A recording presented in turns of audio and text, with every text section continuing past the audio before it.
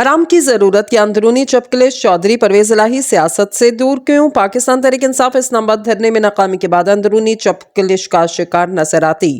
मुख्तलिफ रहनुमा एक दूसरे पर इल्जामात आयद कर रहे कि इन्होंने ठीक तरीके से धरने की कॉल पर अपना किरदार अदा नहीं किया। सूबा के पीके की क़यादत खासतौर पर पंजाब के रहनुमाओं को तनकीद का निशाना बना रही, जबकि शौकत यूसुफजई ने एक वीडियो पैगाम में बाकायदा नाम लेकर ये कहा, पीटीआई की क़यादत ने धरने में ना पहुंचकर नुकसान पहुंचाया। ऐसे में खुद बुशरा बीबी का भी एक बयान आ चुका, जिसमें इन्होंने कुछ इस तरह के इल्जामात आयद किए। ताहम इस सारी सूरत हाल में पीटीआई की लीडरशिप में से सिर्फ पार्टी के सदर परवेज इलाही जेल से बाहर, लेकिन जब से परवेज इलाही रिहा हुए वो मुकम्मल तौर पर खामोश हैं। 24 नवंबर को जब मुल्क भर से काफिलों को डी चेक पहुंचने की कॉल दी गई तो परवेज इलाही खुद तो नजर नहीं आए। अलबत्ता इतवार की शाम को एक प्रेस रिलीज के जरिए ये बताया गया कि गुजरात से इनकी अहलिया कैसरा इलाही की क़यादत में एक काफिला इस्लामाबाद को निकला और एहतजाज किया। गुजरात से निकलने वाला ये एहतजाज ना तो डी चौक पहुंचा और ना ही इसकी कोई तस्वीर या वीडियोस जारी की गई। दूसरी जानिब परवेज इलाही पर बनाए गए मुकदमात में इनकी जेल से रिहाई के बाद बेशतर में वो पेश ना हुए, बल्कि इनके वकला अदालत से हाजिरी माफी की दरख्वास्त मंजूर करवा लेते।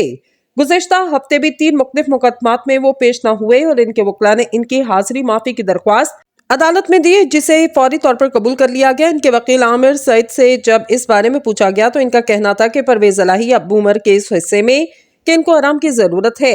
जेल में इनके साथ जो सलूक रवा रखा गया, इसके बाद वो अपने घर पर ज्यादा देर आराम ही करते और अभी तक वो किसी तरह की सियासी रोल के लिए तैयार नहीं।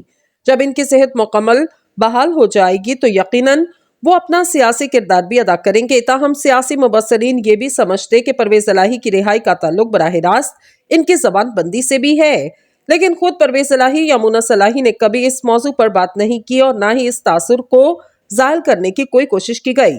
अलबत्ता तहरीक इंसाफ की जानिब से जब भी कोई एहतजाज या तहरीक की कॉल दी जाती तो इस हिसाब से गुजरात में भी कुछ ना कुछ सरगर्मियां भी अमल में लाई जाती।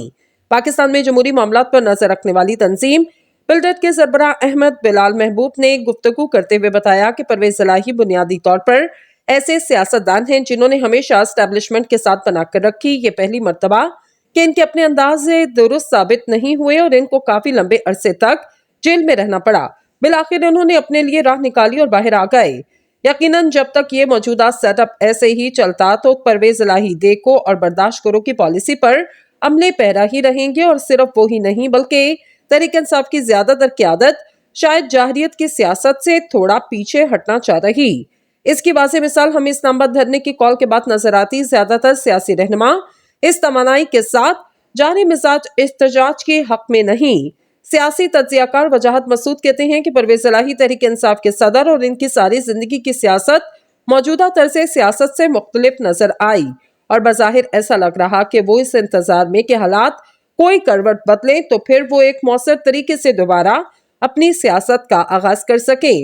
वो जो समझकर तहरीक इंसाफ में गए थे जब 2022 में तहरीक अदम एतमाद आ रही थी और वो पीडीएम और तहरीक इंसाफ दोनों से राब्ते में थे, तो इसके बाद इन्होंने एक फैसला लिया जिस फैसले के असरात आज तक इनका पीछा कर रहे। बज़ाहिर यही लगता कि जिस तरह से इस वक्त सियासत हो रही जिसमें बहुत ज्यादा मामलात हिद्दत इख्तियार कर चुके, तो ऐसी सियासत खुद चौधरी परवेज इलाही के मजाज के मुताबिक नहीं है।